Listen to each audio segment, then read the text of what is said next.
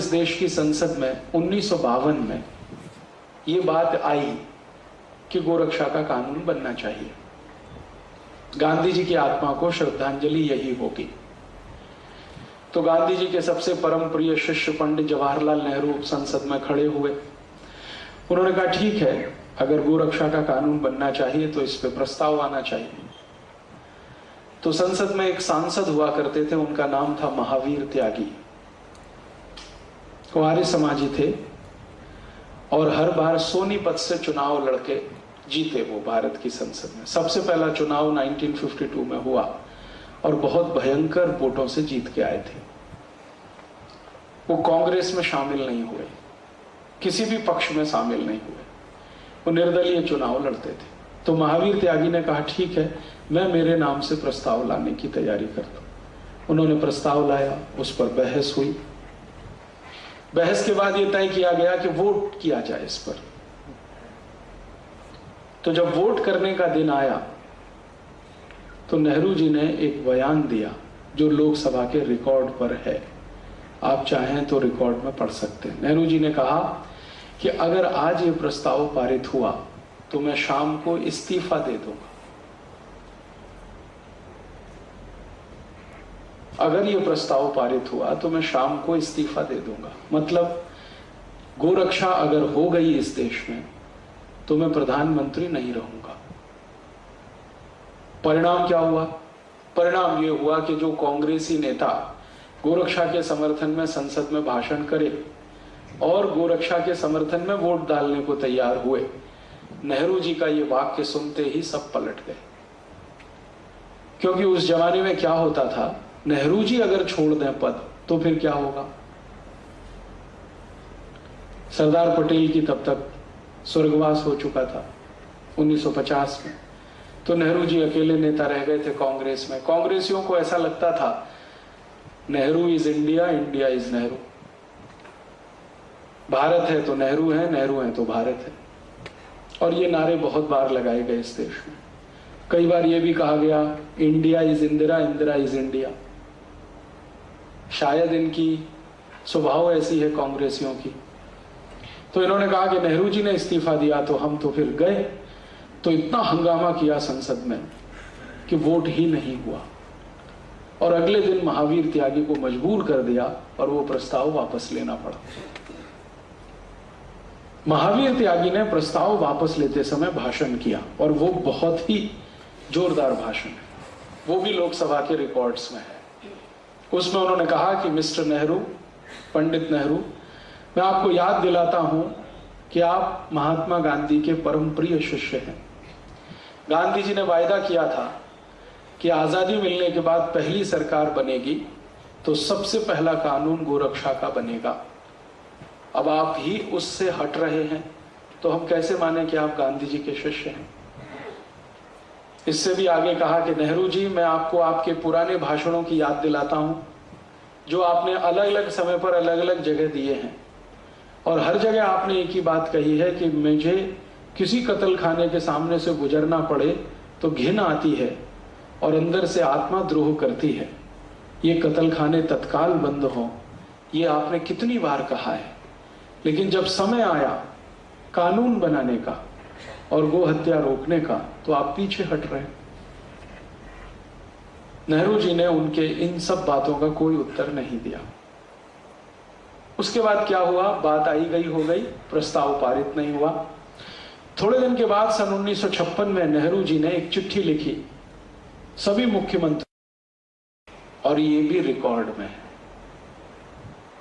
अब नेहरू जी का कौन सा स्वरूप सही था और कौन सा गलत, ये अभी फैसला करने का समय मैं मानता हूं कि आ गया है। जब वो गांधी जी के साथ मंच पे खड़े होकर भाषण करते हैं तो कहते हैं मैं कत्ल खाने के सामने से गुजरता हूं तो आत्मा चीत्कार करती है और मैं चाहता हूं कि सारे कत्ल खाने बंद हो। और जब वो प्रधानमंत्री बनते हैं तो मुख्यमंत्रियों को चिट्ठी लिख रहे हैं कि गाय का कत्ल बंद मत करो क्योंकि इससे विदेशी मुद्रा मिलती है। उस पत्र का सबसे अंतिम वाक्य बहुत खतरनाक है। उसमें नेहरू जी लिख रहे हैं कि मान लो हमने गाय की हत्या बंद करा दी और गोरक्षा होने लगी, तो सारी दुनिया हम पर हंसेगी कि हम भारत को 18वीं शताब्दी में लेके जा रहे हैं। अर्थात नेहरू जी को यह लगता था कि गाय का कत्ल होने से देश 21वीं शताब्दी की ओर जाएगा और गोरक्षा होने से 18वीं शताब्दी में चला जाएगा। यह पत्र पढ़कर मैं बहुत विचलित हुआ। हमारे एक बहुत अच्छे मित्र हैं, उनका नाम है रवि राय, लोकसभा के अध्यक्ष रह चुके हैं। उनकी मदद से यह पत्र मुझे मिला पार्लियामेंट की लाइब्रेरी से। अब मैं तो कोई एमपी नहीं हूं, पार्लियामेंट में जा नहीं सकता, लाइब्रेरी में भी नहीं जा सकता, लेकिन एक दिन रवि राय जी को मैंने कहा कि आप निकलवा दीजिए, मुझे जरा पढ़ना है ये, इसकी फोटोकॉपी भी रखनी है, कभी भविष्य में काम आए, और वो फाइल भी देखनी है जिसपे नेहरू जी का नोट है। तो उन्होंने बेचारे ने बड़ी मदद की और ये सब निकलवा दिया। ये पढ़ के मैं बहुत परेशान हूं और मैंने ये जानने की कोशिश की कि आखिर नेहरू जी के जीवन में वो कौन सी बात थी जिसके कारण वो गो हत्या को चालू रखना चाहते थे। पत्र में वो लिख रहा है कि इससे विदेशी मुद्रा मिलती है। तो क्या सिर्फ विदेशी मुद्रा ही एक बड़ा प्रश्न था या इसके पीछे भी कुछ और था? मेरा एक व्यक्तिगत मानना है, वो गलत भी हो सकता है, कि व्यक्ति अपने सार्वजनिक जीवन में जो कुछ भी करता है उसकी जड़ उसके निजी जीवन में जरूर होती है। वो भारत का प्रधानमंत्री हो, राष्ट्रपति हो, देश के किसी संवैधानिक पद पर बैठा हुआ हो, या कोई संत हो, महंत हो, साधु हो, प्रोफेसर हो, इंजीनियर हो, डॉक्टर हो, या साधारण किसान हो, मजदूर हो, कोई भी व्यक्ति हो, अगर वो सार्वजनिक जीवन में कुछ कर रहा है तो उसकी जड़ें उसके निजी जीवन में जरूर होती हैं। पब्लिक लाइफ में व्यक्ति जिस तरह से व्यवहार करता है उसका रिफ्लेक्शन उसके प्राइवेट लाइफ से निकलता है। माने नेहरू जी की प्राइवेट लाइफ में क्या था जो गाय की हत्या के लिए वो इतने परेशान, और इसके लिए मैंने बहुत प्रयास किया। उनके निजी जीवन के बारे में, प्राइवेट लाइफ के बारे में बहुत दस्तावेज मैंने इकट्ठे किए, कम से कम 500 से ज्यादा अभी मेरे पास है। तो पता चला कि नेहरू जी स्वयं गाय का मांस खाते थे। इसके पहले मुझे इतना तो मालूम था कि नेहरू जी शराब पीते हैं, और यह भी मालूम था कि चेन स्मोकर हैं, दिन में 60 से 70 सिगरेट पीते हैं। और भी बहुत कुछ मालूम था उनके चरित्र के बारे में, लेकिन यह पहली बार पता चला कि वो गाय का मांस भी खाते हैं। और उनके गाय के मांस के भोजन को बनाकर तैयार करके लंच के रूप में भिजवाने का काम दिल्ली का वो होटल करता रहा जहां अभी थोड़े दिन पहले जॉर्ज बुश रुका। और नेहरू जी का एक लंच का खर्चा उस जमाने में 13,000 रुपए होता था, जिस पर भारत के एक समाजवादी नेता ने बड़ी कड़क टिप्पणी की थी, राम मनोहर लोहिया। उन्होंने संसद में एक दिन बहुत जोरदार भाषण दिया था कि नेहरू, तुम्हारा एक समय का भोजन का खर्च 13,000 रुपए है और भारत के 14 करोड़ लोगों को 2 समय खाने को रोटी नहीं, तुमको शर्म नहीं आती? उस जमाने में संसद में लोहिया जी एक व्यक्ति थे जो नेहरू जी को इस तरह से बोल पाते थे।